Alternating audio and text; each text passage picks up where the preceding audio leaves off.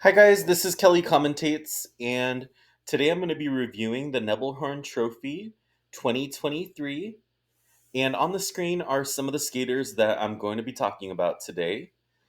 Some of you may be familiar with just a video that I recorded. It was a number of years ago now. It's been quite a while.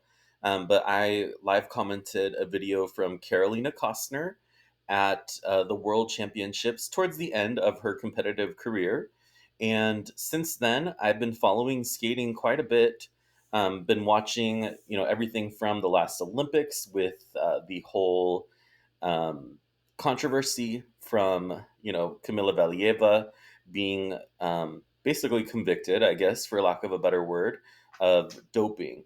And to a lot of people, it wasn't a surprise. I find it very shocking, and I don't know. I just am still have so many thoughts about it. But basically, the whole reason that I'm back is because the two that I really enjoyed listening to the most were from the skating lesson, Dave Lease and Jonathan Byer, and I still really like them. I think especially Jonathan is a very thoughtful person who gives a lot of great understanding to the different programs.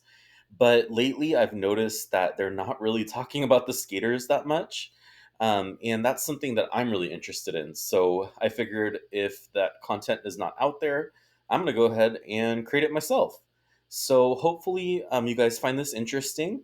Now, just a quick word of advice and a disclaimer: I'm not going to talk about all of the skaters, and it's not because there aren't amazing skaters at this competition. It's more so just because a lot of the skaters that I've wanted to hear about, again, I don't hear about. And I'm going to focus a little bit more on the North American skaters this time, but I do want to expand more in the future. And, I didn't have too much time to prepare, so I just wanted to put a video out. So I'm going to go ahead and continue on with the presentation. So here we go.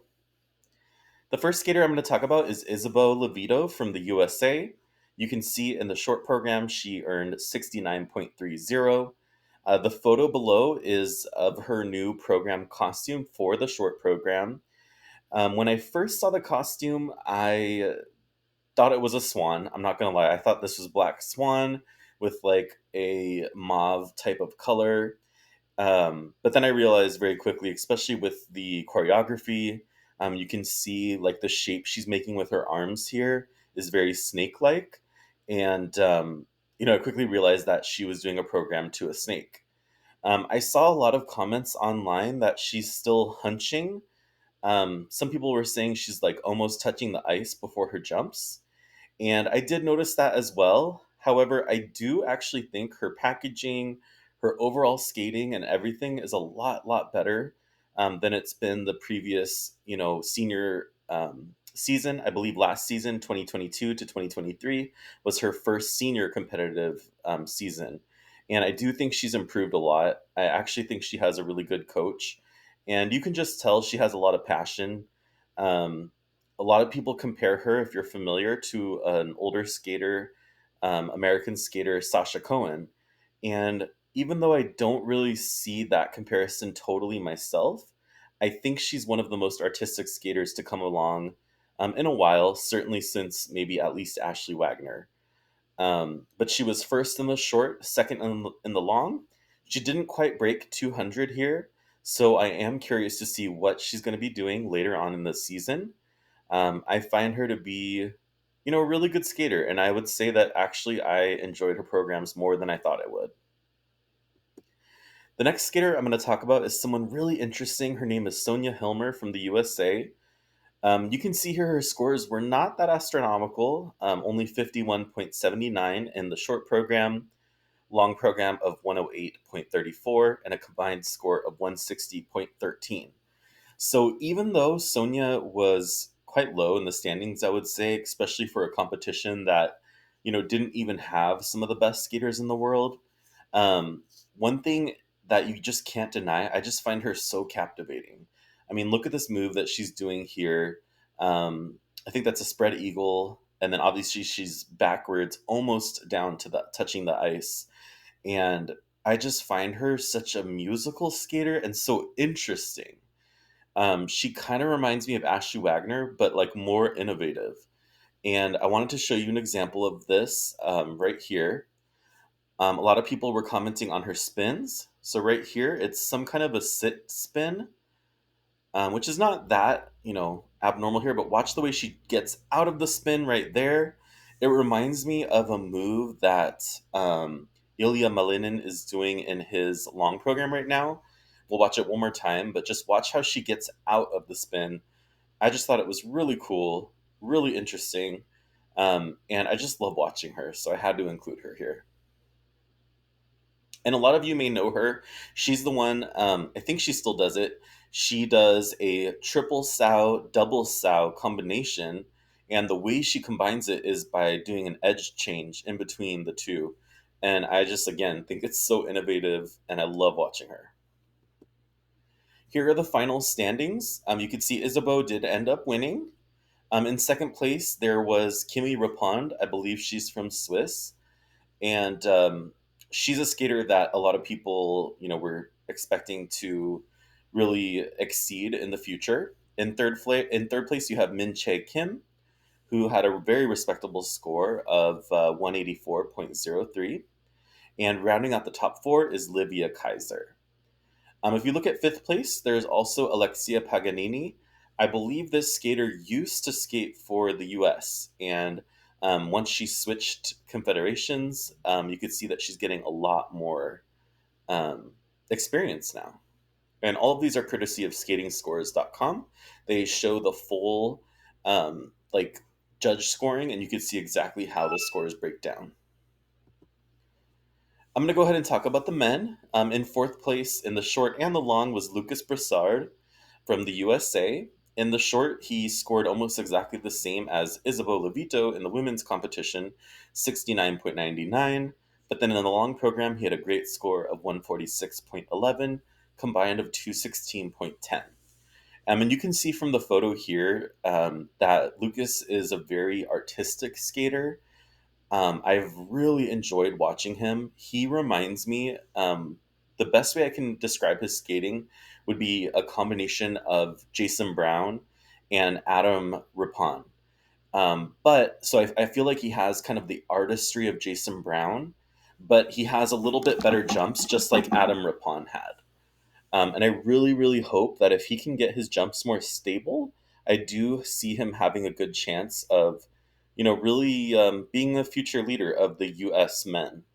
I think I have a GIF here too as well that I wanted to share that shows what I was talking about, how he has really strong, powerful jumps. This is a quadruple toe with the arms over the head, and you could see he was almost there. It just looks like he was like a little bit back on his leg when he landed. You could watch it one more time. But just gorgeous. Like, look at his arms, look at the lines. I don't know. I feel like he's a very, very good skater. I wanted to give a shout out to Adam Xiao Him Fa from France. He, I believe, had his personal best scoring of 279.57 combined. He was first in both segments. You can see here, I feel like the skaters nowadays are doing a lot of really cool choreographic things like, cartwheels on the ice and slides and spins that, exit out into a slide. Just really cool choreographic things that I'm loving seeing. I feel like skating has missed some creativity in the past, like quad, I would say, and I really feel like it's coming back. And I think Adam did a great job. Now here's the full standings here. I won't talk about the Japanese men this time much, but Kazuki Tomono and Koshira Shimada, you could see they had some really good scores too, very competitive. And then Lucas Brassard rounding out the top four. I wanted to mention one of the pair teams that were actually first in the short program, and it was Bakari and Guarise.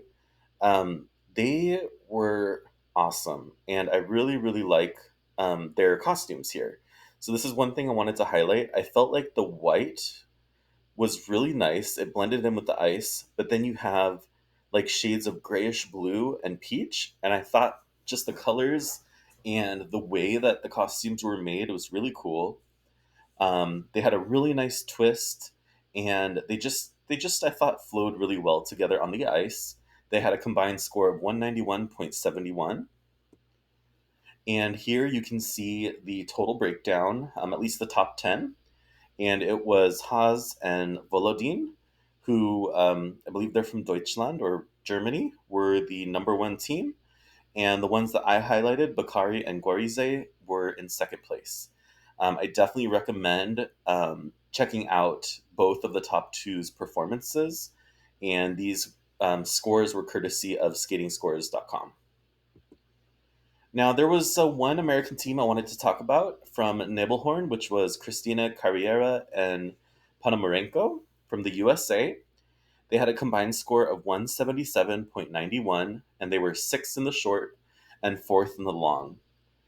Um, I feel bad for this team, and I don't know why. I know that Ponomarenko was dealing with a injury, at least maybe the last season or the season before, and there was an article on the U.S. Figure Skating Fan Zone about it, and I don't know. I just feel like every year I'm expecting them to like step it up and become like a top three team, and they never do. And I did see that they were being coached by Scott Moore this year, which is great. He's having his own ice skating club now, and he's a coach, which is amazing. His performance from the 2018 Olympics, the long program to Moulin Rouge, was truly probably like my favorite ice dancing performance of the last like three quads. And I think he's a great coach. He's obviously somebody who can get them to the top, but for whatever reason, it's just not clicking for them. And I don't know what it is. I feel like they're both good skaters. I feel like she's very beautiful on the ice. She makes some very nice lines. I feel like their packaging is generally really good, but and there's nothing even like bad about them. I think there's just nothing that stands out about them yet, and I almost feel like they still haven't found themselves as ice skaters. And I don't know why that is. I don't know exactly what it's going to take for them to become one of those top teams. But I'm really, really curious to see what they're going to do the rest of the season and to see, if they're going to be able to climb the ranks. Here you can see the final stands. Definitely check out Fear and Gibson. They're a team that's been on the rise for quite a while now. And you can see Carriera and Ponomarenko ended up being in fourth place. Once again, this was Kelly Commentates. This is just kind of a reintroduction to my channel. Again, the whole reason I wanted to come back and continue making videos and hopefully build my channel is because I'm not seeing the commentary and the type of commentary that I'm looking for. And so I figure, why not create it? I hope you enjoyed this, guys. Please go ahead and subscribe, like, all that jazz if you find this entertaining. I hope you have a great day, and don't forget to hold that edge. Love you guys.